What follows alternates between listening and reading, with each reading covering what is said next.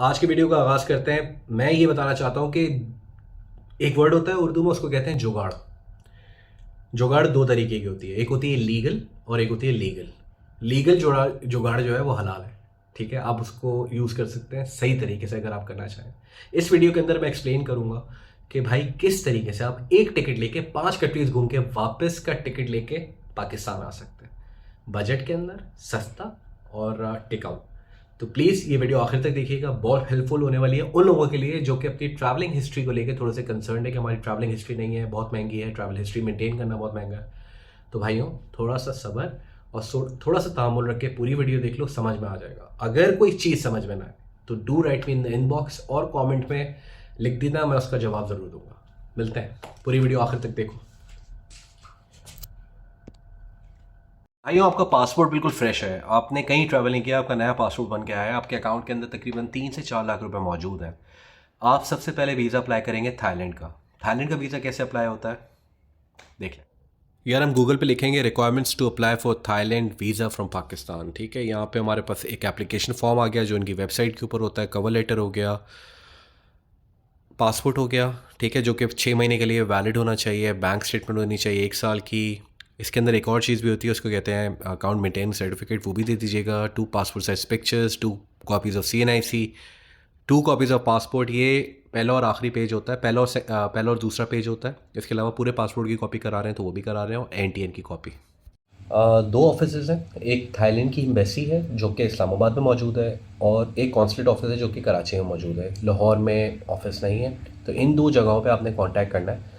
List of document मैंने आपको बता दी है कि क्या क्या लिस्ट ऑफ डॉक्यूमेंट है। जैसे आप वो कंपाइल कर लेते हैं, सारी वो चीज़ें बना लेते हैं तो आप इस्लामाबाद के पास रहते हैं तो इस्लामाबाद चले जाएँ, और अगर आप कराची के पास रहते हैं तो आप कराची वाली कॉन्सुलेट ऑफिस में आप जा सकते हैं और वहाँ पे डॉक्यूमेंट सबमिट करा सकते हैं। नॉर्मली 3 से 5 दिन के अंदर इसका वीज़ा लग कर आ जाता है। आपको एक ईमेल आ जाती है, आपको फ़ोन आ जाता है कि आपके डॉक्यूमेंट रेडी हैं, आप जाके रिसीव कर लें।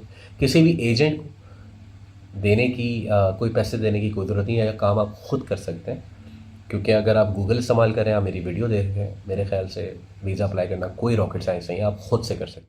हमने यहाँ पे लिखना है थाई एम्बेसी इन कराची, क्योंकि मैं कराची से हूँ, मैं कराची का देख रहा हूँ। आप जहाँ से भी हैं वहाँ का देख सकते हैं। फिर यहाँ पे सारी डिटेल्स आ जाएंगी। ये एड्रेस आ गया है, सॉरी, ये एड्रेस आ गया है, ठीक है। और अभी पहली दफ़ा आप थाईलैंड का वीज़ा अप्लाई करते हैं तो उसके अंदर आपको एम्बेसी जाके वीज़ा अप्लाई करना होता है। आप किसी एजेंट के थ्रू नहीं कर सकती, जैरीस के थ्रू नहीं कर सकते। आपको एम्बेसी जाके अपने डॉक्यूमेंट्स खुद सबमिट कराने हैं। और अगर आपने पहले थाईलैंड को ट्रैवल किया हुआ है तो फिर आप किसी भी जेरीज के थ्रू, किसी भी ट्रैवल एजेंट के थ्रू अपने डॉक्यूमेंट सबमिट करा सकते हैं उसको, और वो वहाँ से वीज़ा लगकर आपका आ जाएगा। जब आपका थाईलैंड का वीज़ा लगकर आ जाता है, नॉर्मल प्रोसेसिंग टाइम जो है इसका 4 से 5 दिन होता है। जैसे ही आपका थाईलैंड का वीज़ा लगकर आ जाए, आप नेक्स्ट वीज़ा जो आपने हासिल करना है वो आपने हासिल करना है सिंगापुर का वीज़ा। इट इज़ एडवाइजेबल, मैं मशवरा ये दे रहा हूँ कि सिंगापुर का वीज़ा, आप जिस तरीके से आपने थाईलैंड का खुद जाके वीज़ा अप्लाई किया है, बेहतर ये है कि आप सिंगापुर का वीज़ा जो है वो किसी एजेंट के थ्रू मालूम कर लें। कोई भी ट्रैवल एजेंट जो कि ऑफ़र कर रहा हो सिंगापुर का ट्रैवलिंग वीज़ा, बिकॉज़ वहाँ पे आपको एक लेटर चाहिए होता है, इनविटेशन लेटर, जो कि नॉर्मली ट्रैवल एजेंट्स अरेंज कर देते हैं। नेक्स्ट स्टेप में आपने अपनी फ़्लाइट बुक करनी है। देख लेते हैं चार्जेस उसके ऑनलाइन क्या है। स्काई स्कैनर बेहतरीन वेबसाइट है और एप्लीकेशन भी है जिस पे आप अपने फ़्लाइट के फेयर्स देख सकते हैं। फ़्लाइट हम सर्च करते हैं यहाँ पे कराची से बैंकॉक तक की, और देखते हैं कि भाई कितने की फ़्लाइट सर्च हो रही है, और इस पर हम जाते हैं चीपेस्ट पे। चीपेस्ट आ रही है 330 यूरो की। वाह। लगे हाथों ये भी देख लेते हैं कि 330 यूरो PKR में तकरीबन 71,000 रुपये बनता है। थाईलैंड आप पहुंच गए और आपने बाकी वीज़ास यहाँ पे पहुंचने के बाद लेने हैं। 3 कंट्रीज़ के वीज़ा लेने हैं। सबसे पहले है लाओस, दूसरा है वियतनाम, और तीसरा है आपका कंबोडिया। या 3 वीज़ास आप अप्लाई करेंगे बैंकॉक पहुंचने के बाद।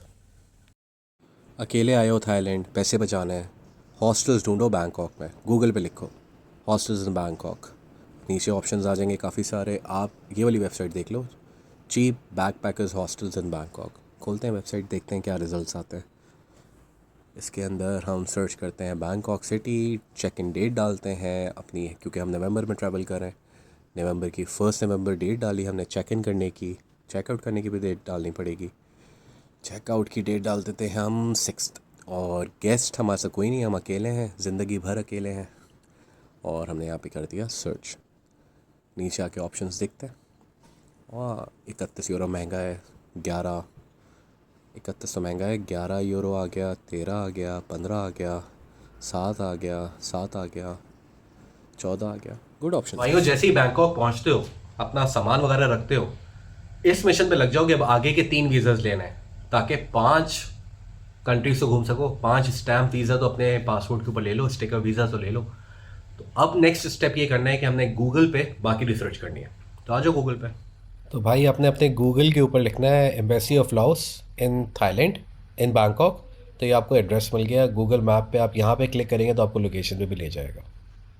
नेक्स्ट आपने सर्च कर लेना है वियतनाम एम्बेसी इन बैंकॉक। तो ये आपको गूगल मैप पे इसका एड्रेस भी आ जाएगा, ठीक है। और यहाँ पे गूगल मैप पे अगर आप लिखेंगे तो आपको आपकी लोकेशन से गूगल मैप वहाँ तक पहुँचा भी देगा। तीसरी एम्बेसी हमारी जो है वो है royal embassy of Cambodia in Bangkok. वो भी हमने एड्रेस यहाँ पे गूगल पे लिखा, तो इसने पूरा एड्रेस दिया और यहाँ पे लोकेशन भी हमें शो कर दी। ओ मेरे दोस्तों, अब नेक्स्ट स्टेप ये करना है कि बैंकॉक हो गए हो, आ गए हो और यहाँ पे अब रेस्ट कर लिया है। अगले दिन से 3 मजीद मुल्कों के वीज़ाज लेने हैं, जो कि मैंने अभी पहले आपको बताया, लाओस, कंबोडिया और वियतनाम। एड्रेसेस मैंने दे दिए हैं। इन एम्बेसीज में आप जाएंगे और वहाँ का वीज़ाज अप्लाई करेंगे। नॉर्मली ये वीज़ा जो होता है वो 24 घंटे के अंदर आपको पासपोर्ट के ऊपर स्टैम्प करके लगा दिया जाता है, मिल जाता है आपको। तो बेहतर ये कि 3 से 4 दिन के अंदर आपका ये काम हो जाना चाहिए। आप इतने दिन में अपना थाईलैंड एक्सप्लोर कर सकते हैं, बैंकॉक एक्सप्लोर कर सकते हैं, वहाँ की सिटी लाइफ, आपकी वहाँ की नाइट लाइफ वहाँ पे आप एक्सप्लोर कर सकते हैं। और आपके ये 4 वीज़ाज जब लग कर आ जाएँ, 3 वीज़ाज जब लग कर आ जाते हैं, तो आप जो है बाकी आगे का जो आपको कंट्रीज एक्सप्लोर करने हैं वो आप कर सकते हैं। ये 5 वीज़ाज आपके हाथ में आ गए, आपका पासपोर्ट आपको मिल गया है वापस। बेहतर ये कि किसी ट्रैवल एजेंसी लगा लें। जब बैंकॉक में आप पहुंचते हैं, किसी भी ट्रैवल एजेंट को पकड़ लें और उनको बोलें भाई मुझे ये 3 वीज़ाज लगा के दे दे। वो 10 से 15 हज़ार पाकिस्तानी लेगा और फीस अलग से अपने 10 से 15 हज़ार रुपये लेगा और आपको ये 3 वीज़ाज लगवा देगा। क्योंकि कुछ कंट्रीज़ जो हैं वहाँ से इन्विटेशन रिक्वायर्ड होता है, लाइक कंबोडिया आई गेस।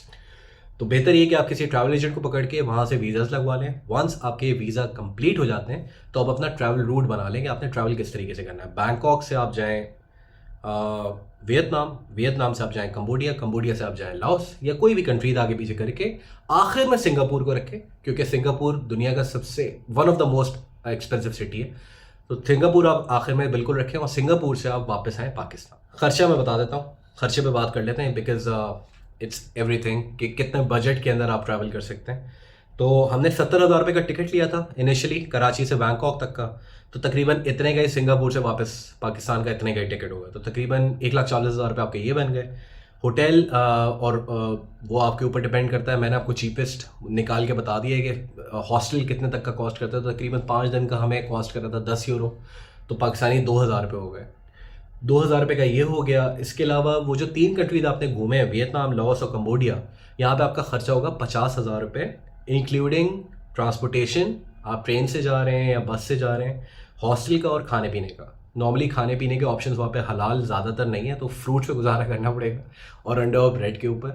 तो या तो अपना खाना पाकिस्तान से भी लेके जा सकते हैं टिन बैग करा के। तो अब आप ये हिसाब लगा लें कि 50,000 रुपये ये हो गए, 1,40,000 रुपये आपके वो हो गए थे। वीज़ा वहाँ पे आपने 20,000 रुपये के अप्लाई किए थे, तो तकरीबन आपका खर्चा पहुँच गया तकरीबन अप्रॉक्सीमेटली 2 लाख रुपये में। बाकी 15 से 20,000 रुपये आप अपने खर्चे के लिए रखें। अगर शॉपिंग वॉपिंग करनी है वो कर लें। बजट के अंदर अगर ट्रैवल करना है तो शॉपिंग को स्किप करना होता है।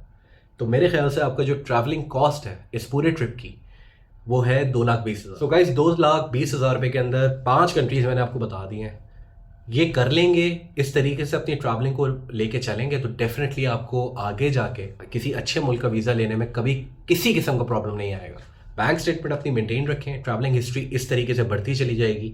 नेक्स्ट टाइम मैं आपको और मज़ीद मुल्क बताऊंगा किसका वीज़ा आप आसानी ले सकते हैं इन वीज़ाज़ की बेस पे जो आपने अभी अप्लाई किए हैं, like Thailand, Cambodia, Vietnam, Laos और सिंगापुर।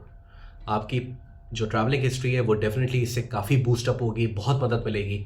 अपना बहुत ख्याल रखिएगा और अगर मेरी वीडियोज़ आपको पसंद आई हो please subscribe to my channel, like और शेयर तो आपको करना ही है। तो मिलते हैं नेक्स्ट वीडियो में। अच्छा।